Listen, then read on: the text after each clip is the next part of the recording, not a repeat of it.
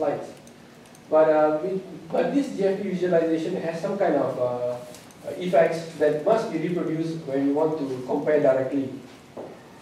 So what I did with this visualization method is because, you see, so what I did, I averaged the molecule position that is to the exposure time of the camera when we take the GFP visualization.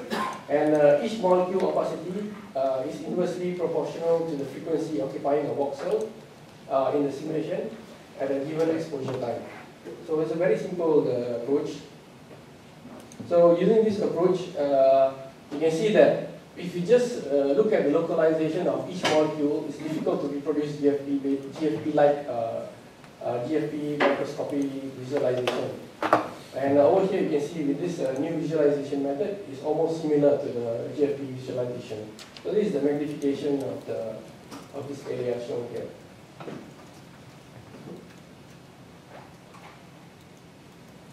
So with this visualization method, I can directly compare, the experimental GFP microscopy images with the simulation results. Here it shows, this slide shows the simulation results. As you can see, the oscillation period is about 49 seconds, which agrees well with the experimental results. Here, without the transient min-E reaction, whereby min-E cannot bind autonomously to the membrane, here you can see that the oscillation is longer, and also it doesn't form any E-ring at the edge of the polar zone.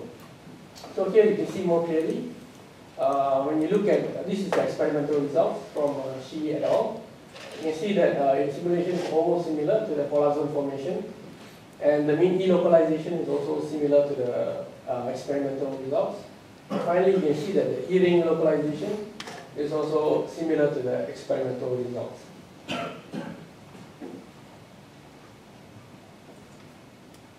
So yeah, just show you this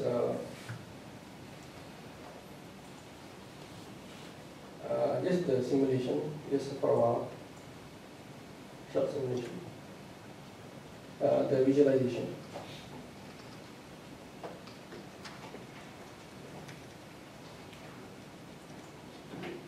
Yeah, so it just oscillates from pole to pole.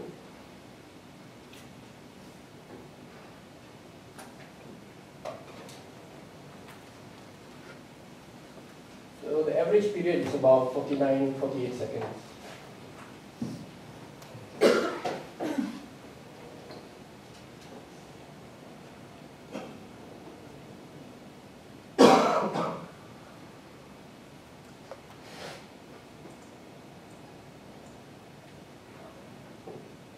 Next, I also mutated the model to reproduce the mutant experimental results. What I did, I elongated the cell, the length of the cell, to reproduce the experimentally obtained filamental cell. You can see that the oscillation period is about 600 seconds, which agrees well with the experimental results as well.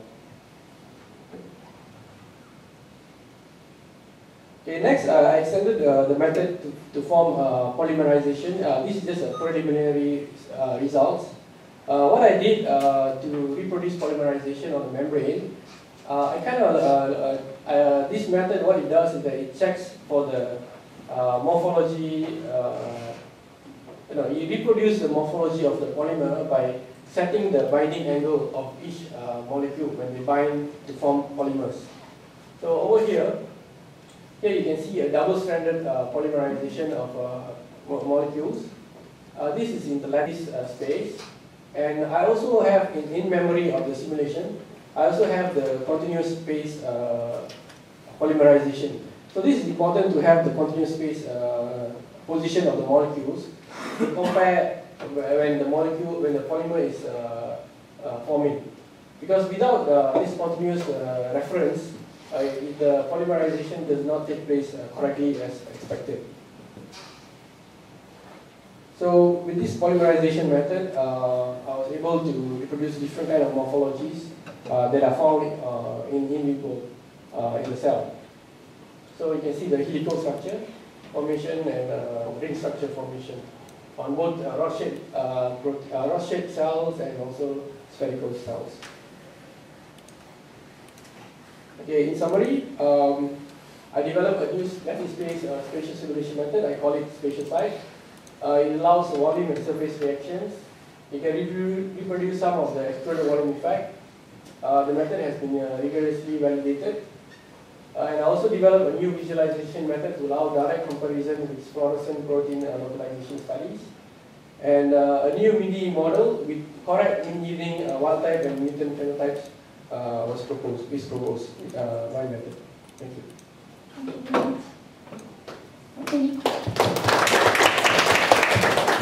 Any comments or questions?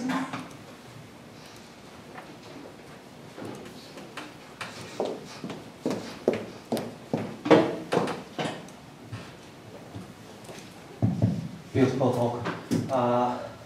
You greatly reconstructed the MINDI system on E. coli and refined the model, and the refined model greatly matched to the experimental result. My question is, do you have any plan to experimentally validate the molecular reaction of your hypothesis?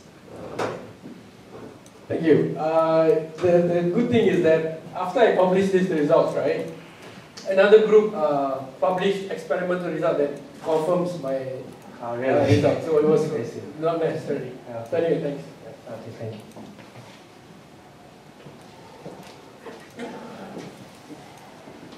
So one question.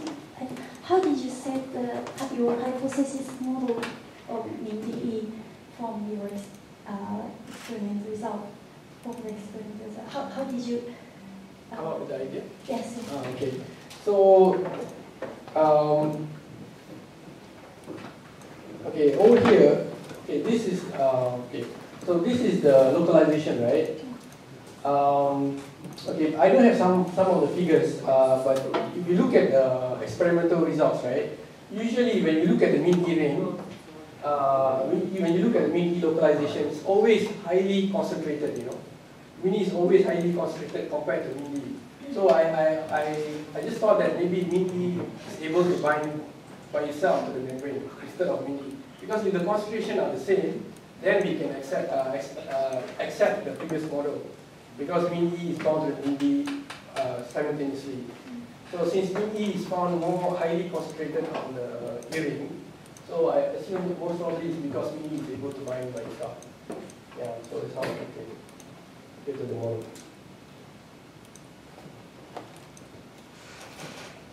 Thank you very much.